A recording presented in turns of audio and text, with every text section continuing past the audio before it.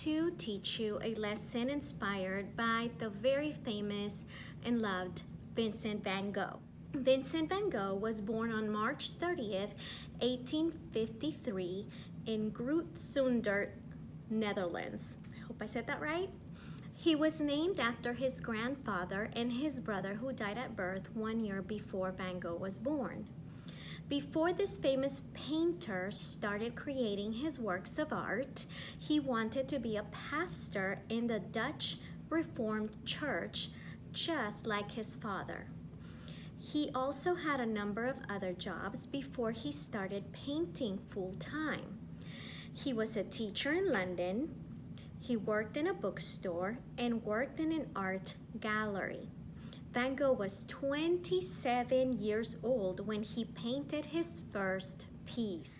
When he first began painting, he used peasants as models and also used very dark colors like black, gray, and dark greens.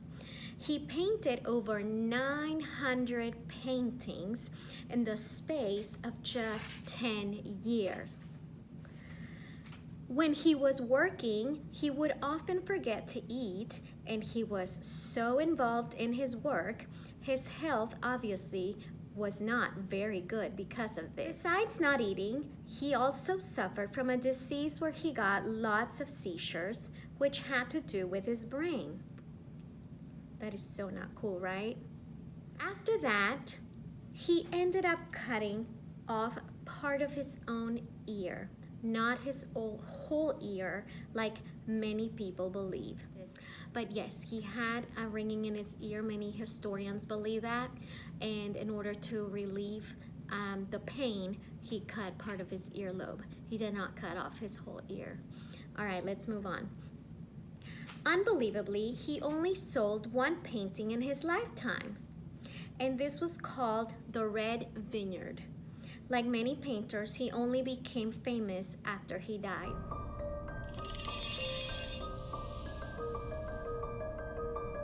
Vincent Van Gogh was what we would call a little bit mad. He ended up staying in a mental hospital in France. While he was there, he painted his most famous painting, the Starry Night.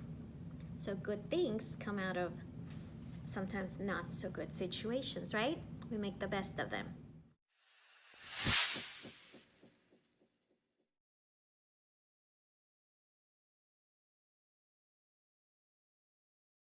So step 1, let's recap, was draw your pumpkins. Choose how many you wanted for your Starry Night pumpkin patch. Step 2 was outline with Sharpie. Step 3 was erase all of your extra pencil lines. Now for the coloring part, you will need crayons for the pumpkins, markers for the background, and watercolor paint. So when you create your little dashes, follow the shape of the drawing or the object that you drew. In this case, you drew a curvy pumpkin, so your dashes should be curvy. You see all the space, the white space between the dashes? That is going to be filled in with the watercolor paint. Okay, so I have my orange there in my first section. Why do we have red?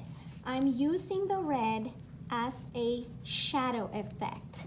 Sometimes when you want to add form to an object, you can use another tone close to that color for shadow. Now on your gourd, in this case, I did just a little bit of orange for the form of the gourd, and I left the rest white. Later on, I added the yellow watercolor paint, and that's how you get that nice shape and color for the gourd.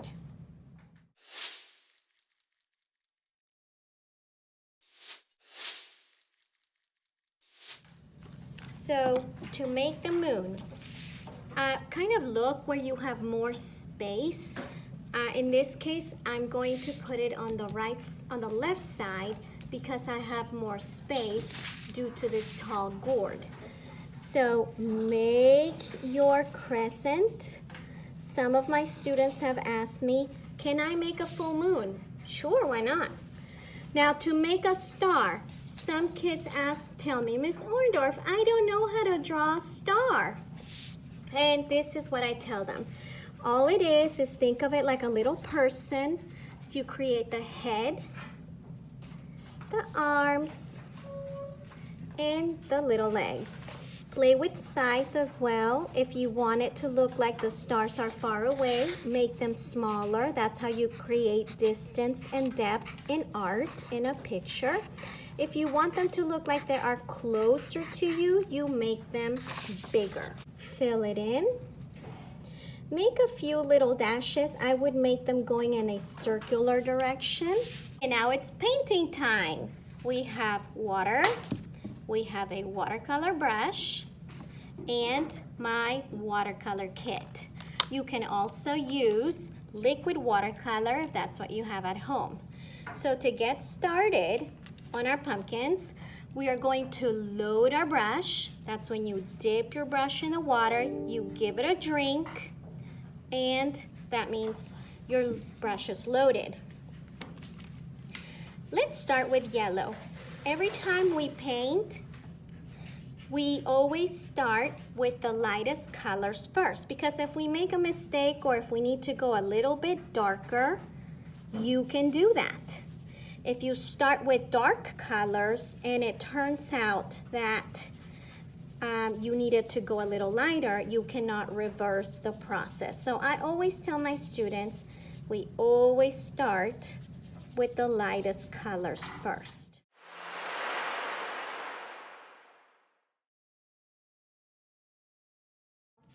I'm going to show you a little bit different effect.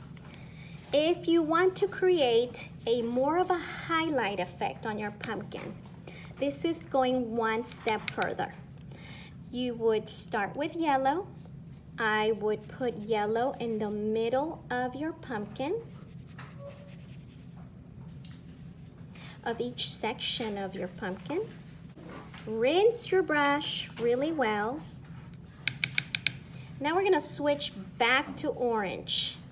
Now the yellow is going to stay yellow, and I'm making like a zigzag effect now with the orange. The areas where the orange is touching the yellow, that's where the colors are going to merge. Now this is regular sulfite paper. When you use watercolor paper, the effect is a little more visible, but you can do this project on any kind of white paper as long as it's not too thin so that the water does not tear through the paper, okay? So I recommend watercolor, and if you don't have watercolor, sulfite is doing a beautiful job.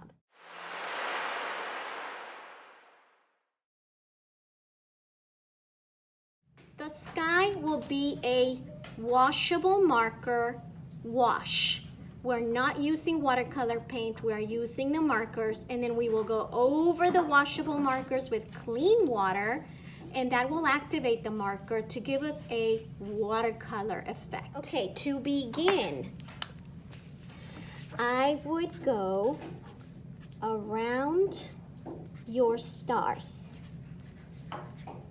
You can do that very easily, especially since we already marked the twinkles around each star with the yellow crayon. Now, those swirls in Starry Night. Starry Night has a few swirls like this. You can draw swirls where you have nice, larger, empty areas. Okay, I would maybe make one over here. Okay, so what is a swirl? This is all it is. Just curlicues, sort of like curlicues representing wind in the sky. You can go in between the colors with the other shades of your markers. If your pumpkins are still wet, I would let them dry before you do this next part to make sure that the blues from the sky don't leak into the pumpkin. Take your time, be very careful when you get near the pumpkins, that's all. And we are ready to activate this marker. Are you ready for magic? Load your brush and gently put the water over the marker. What is happening? Do you see that? Let me zoom in.